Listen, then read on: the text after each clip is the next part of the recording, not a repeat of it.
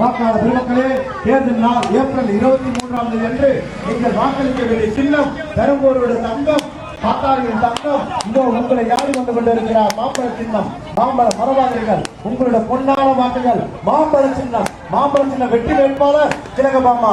பெரம்பூருடைய சட்டமன்ற படித்த வேட்பாளர், பண்புள்ள வேட்பாளர். ஐயா கொஞ்சம் அமைதியா இருங்க.